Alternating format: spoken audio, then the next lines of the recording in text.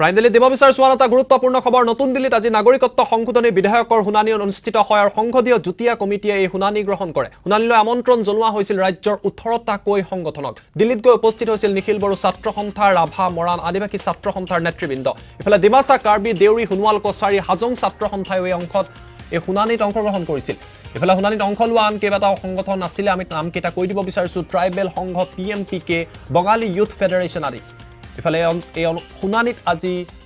সদৌ অসম সংখ্যালঘু ছাত্ৰ সন্থাই অংশ নোলোৱা পৰিলক্ষিত হয় অসমতে এই শুনানি অনুষ্ঠিত কৰাৰ দাবী উত্থাপন কৰিছে আমছুৱে ইয়াৰ পূৰ্বেও দুবাৰকৈ শুনানি পিছুৱা হৈছিল সংসদীয় যুটীয়া কমিটিৰ অধ্যক্ষ ৰাজেন্দ্ৰ আগৰৱালাই এই শুনানি আজি অনুষ্ঠিত কৰিছিল যুটীয়া কমিটিৰ সদস্য হিচাপে আছিল অসমৰ দুই সাংসদ আৰু তেওঁলোক ক্ৰমে হৈছে ৰমেন ডেকা আৰু সুস্মিতা দে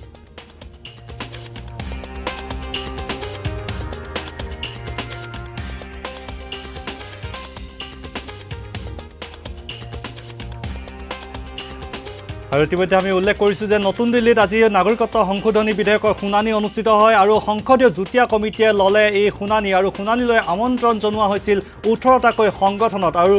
দিল্লীত গৈ উপস্থিত হৈছিল নিখিল বড়ো ছাত্ৰ সন্থা ৰাভা মৰাণ আদিবাসী ছাত্ৰ সন্থাৰ নেতৃবৃন্দ ডিমাছা কাৰ্বি দেউৰী সোণোৱাল কছাৰী হাজং ছাত্ৰ সন্থাও অংশ লয় এই শুনানিত আৰু শুনানিত অংশ লোৱা আন সংগঠনকেইটা হৈছে ট্ৰাইবেল সংঘ TMPK বঙালী ইউথ ফেডাৰেশ্যন আদি আৰু উল্লেখযোগ্য যে শুনানিত অংশ নল'লে সদৌ অসম সংখ্যালঘু ছাত্ৰ সন্থাই অসমত শুনানিৰ অনুষ্ঠিত কৰাৰ দাবী জনাইছিল আমছুৱে ইয়াৰ পূৰ্বেও দুবাৰকৈ পিছুৱা হৈছিল শুনানি সংসদীয় যুটীয়া কমিটিৰ অধ্যক্ষ ৰাজেন্দ্ৰ আগৰৱালাই লয় এই শুনানি আৰু যুটীয়া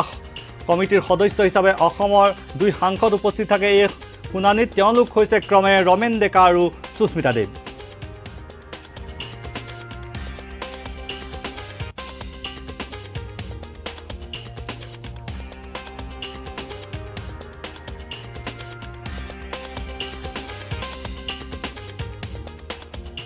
পুনৰবাৰ আমি আপোনালোকক জনাইছো এটা গুৰুত্বপূৰ্ণ বিষয়টোক লৈ যথেষ্ট প্ৰতিক্ৰিয়াৰ সৃষ্টি হৈছিল বিষয়টো হৈছে নাগৰিকত্ব সংশোধনী বিধেয়ক এই বিধেয়কখনক লৈ যথেষ্ট প্ৰতিক্ৰিয়াৰ সৃষ্টি হৈছিল ৰাজ্যৰ বিভিন্ন ৰাজনৈতিক অৰাজনৈতিক দল সংগঠনৰ মাজত আৰু তাৰ মাজতে আজি নতুন দিল্লীত প্ৰায় 18টাকৈ সংগঠনৰ লগত এক গুৰুত্বপূৰ্ণ বৈঠক অনুষ্ঠিত হৈছে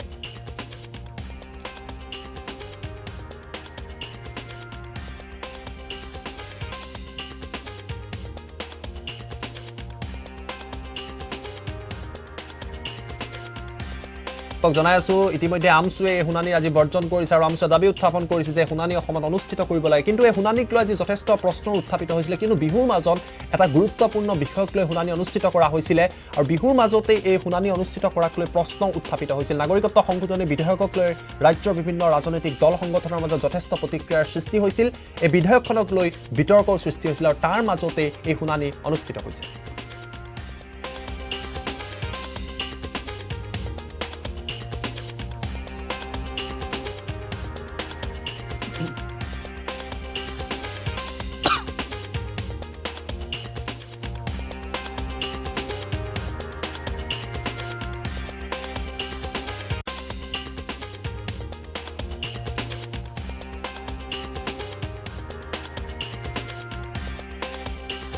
ফোন লাইনত সংযোগ স্থাপন কৰিছে আমাৰ দিল্লীৰ সাংবাদিক সেমুৱেল হৰৰ সৈতে সেমুৱেল মই আপোনাৰ পৰা জানিব বিচাৰিছো গুৰুত্বপূৰ্ণ বিষয় নাগৰিকত্ব সংশোধনী বিধেয়কক লৈ আজি শুনানি অনুষ্ঠিত হৈছিল ইয়াৰ পূৰ্বেও শুনানি পিছুৱা হৈছিল আজি শুনানিক কি বিষয়ক লৈ আলোচনা কৰা হৈছে কিবা তথ্য এই মুহূৰ্তলৈ পোহৰলৈ আহিছে নেকি সেমুৱেল আমছুৱে ইতিমধ্যে শুনানি বৰ্জন কৰা বুলি জানিব পাৰিছো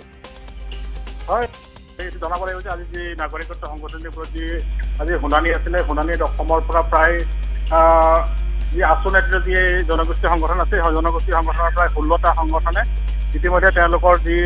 মন্তব্য আছে মন্তব্য তেওঁলোকে আয়োগৰ কমিটিৰ আগত তেওঁলোকে জনাইছে আৰু তেওঁলোকে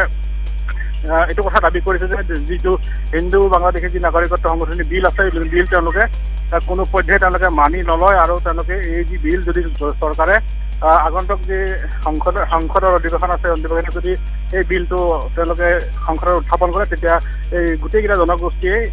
এই বিলখনৰ ওপৰত তেওঁলোকৰ যি তীব্ৰ বিৰোধিতা তেওঁলোকে আপত্তি দৰ্শাইছে আৰু ইয়াৰ লগতে জনাব লাগিব যে অসমৰ পৰা আজি ভালেকেইটা দল সংগঠন সমাজিক সংগঠন তেওঁলোকে আজি জইণ্ট পাৰ্লিয়ামেণ্টাৰী কমিটিৰ তেওঁলোকে যি শুনানি আছিলে সেই শুনানিত তেওঁলোকে অংশগ্ৰহণ কৰিছে আৰু প্ৰতিটো দল সংগঠনৰ যি মতামত বেলেগ বেলেগকে তেওঁলোকে লৈছে আৰু অসমৰ পৰা বিশেষকৈ অসমৰ সাংসদ ভুৱনেশ্বৰ কলিতা ৰমেন ডেকা সাংসদ সুস্মিতা ডেট প্ৰমুখ কৰি এই 3জন সাংসদ আজি উপস্থিত আছিলে আৰু অসমৰ যিবিলাক দল সংগঠন আহিছে তেওঁলোকৰ যি সভাপতি সম্পাদক আছে তেওঁলোকৰ পৃথকে তেওঁলোকৰ প্ৰত্যেকৰে তেওঁলোকে মন্তব্য গ্ৰহণ কৰিছে আজি শুনানিত। ধন্যবাদ জনাইছোঁ চেমুৱেল হৰক বিশেষ তথ্য জনোৱাৰ বাবে।